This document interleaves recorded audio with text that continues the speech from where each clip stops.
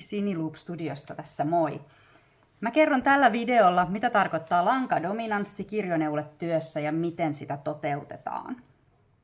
Lankadominanssi tarkoittaa pääasiassa sitä, että kun tehdään työ, me valitaan siihen dominoiva lanka, eli valitaan se lanka, joka me halutaan, että parhaiten kirjoneuleesta erottuu.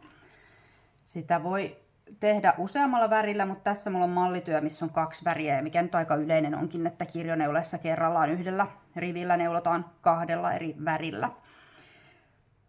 Tässä työssä mulla on selkeästi niin kuin ehkä erotettavissa, että tämä tummansininen lanka on pohjaväri ja pinkkilanka on kuvioväri. Joissakin töissä on vähän vaikeampi erottaa, jos niitä lankoja tai värejä on siellä suurin piirtein yhtä paljon siinä kuviossa, että kumpi niistä voitaisiin kategorisoida pohjaväriksi ja kumpi kuvioväriksi, mutta silloin voidaan vapaasti vaan sitten päättää, että kumpi näistä valitaan dominoivaksi langaksi.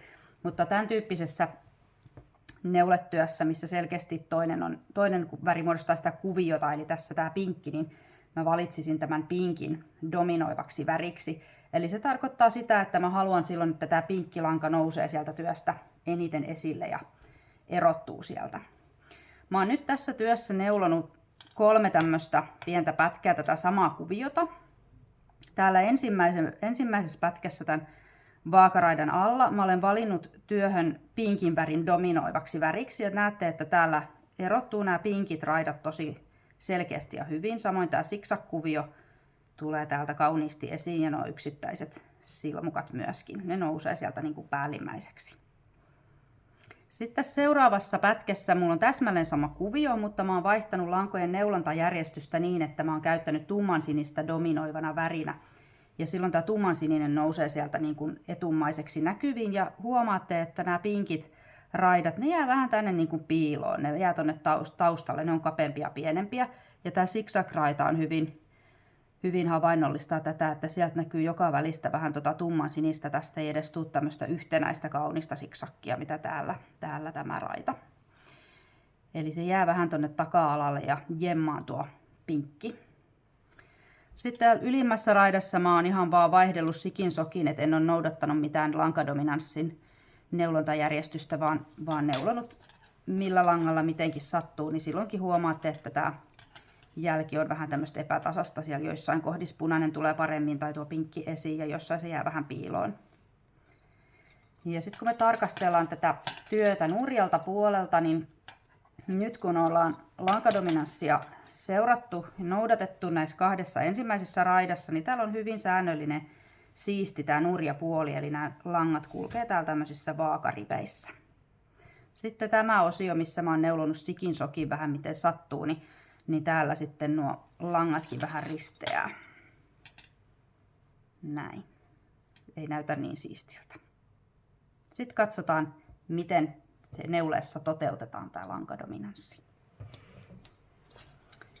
Mä jatkan nyt tätä neuletyötä ja aloitan tekemään tätä samaa kuviota, mitä täällä alussa. Eli täällä on pohjavärillä sinisellä neulottu 3 oikein ja sitten on aina 1 pinkki oikein ja taas 3 oikein ja 1 pinkki, 3 oikein tai 3 sinistä ja 1 pinkki.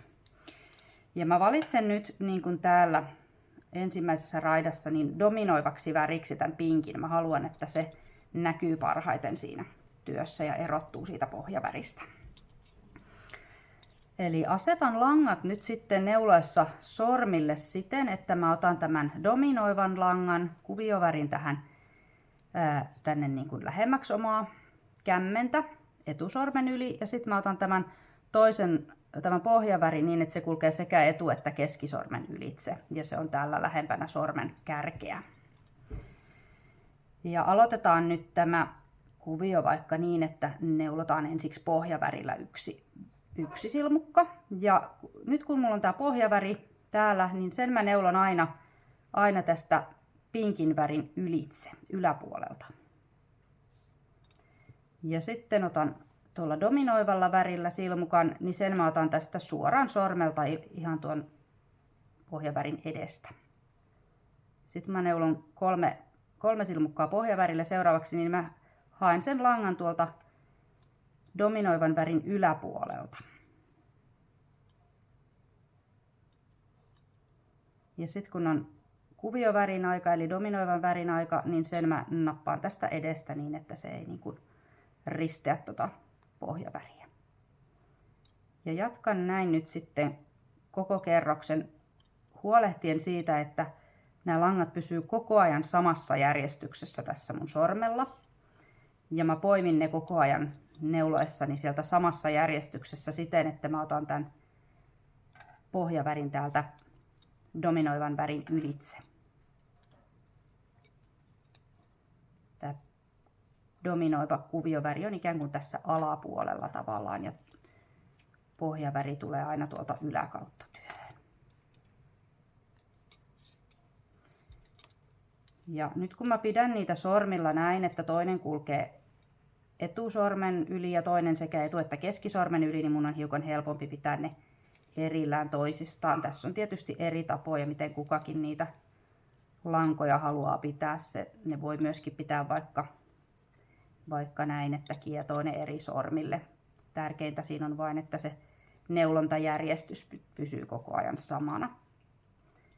Toinen lanka neulotaan sieltä toisen ylitse ja tuo dominoiva lanka on tässä niin kuin lähempänä sinua itseä tai lähempänä täällä niin kuin kämmentä. Ja pohjaväri on tuolla kauempana. Ja neulotaan pohjaväri aina tuosta yläpuolelta.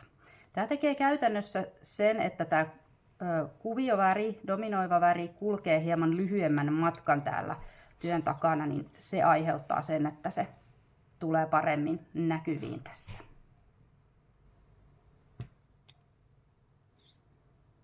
Ja tässä lankadominanssissa nyt siis tosi tärkeää on se, että pidät koko työn ajan nämä langat samassa järjestyksessä, eli se sama lanka sitten dominoi siellä, mikä täällä nyt, mikäli tämä kuvio nyt jatkuu sellaisena, että haluat koko ajan sen toisen värin olevan se dominoiva ja paremmin sieltä taustasta esiin nouseva väri.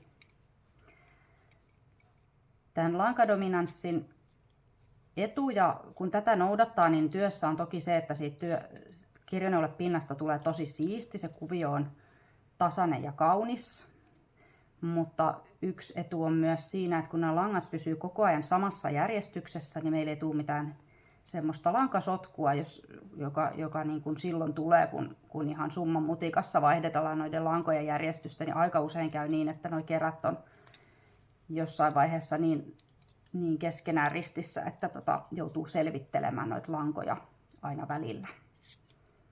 Että tätä lankadominanssia kun noudatat, niin ne pysyy koko ajan erillään ja samassa järjestyksessä nuo langat, ne ei mene nuo kerät myöskään ja kerältä tulevat langat solmuun eikä sekaisin, niitä myöskin nopeuttaa neulomista. Jos olet ihan aloittelija ja teet ensimmäisiä kirjoneuleita, niin ajattelen, että ei ole pakko tätä tekniikkaa opetella. Mä oon itse neulonut vuosikausia erilaisia kirjoneuleita ilman, että on ollut hajuakaan mistään lankadominanssista. Ja kyllä sieltä kuvio tulee siitäkin huolimatta, ettei sitä noudata. Ja ihan kivoja siistejä töitä voi saada aikaiseksi, mutta sitten kun haluat opetella tämmöistä hiukan hifistelyä ja vimpan päälle tekemään hienoa siistien jälkeä, niin suosittelen, että treenaat tätä lankadominanssin käyttöä kirjoneuleessa. Tämä saattaa viedä oman aikansa, että oppii nämä langat pitämään täällä samanaikaisesti sormilla, jos on tottunut neulomaan vain yhdellä langalla kerrallaan, mutta siinäkin ainoastaan harjoitus tekee mestarin. Se alkaa tuntua helpommalta kuin pikkuhiljaa, kun sitä vaan tekee ja harjoittelee. Ei muuta kuin neulomaan.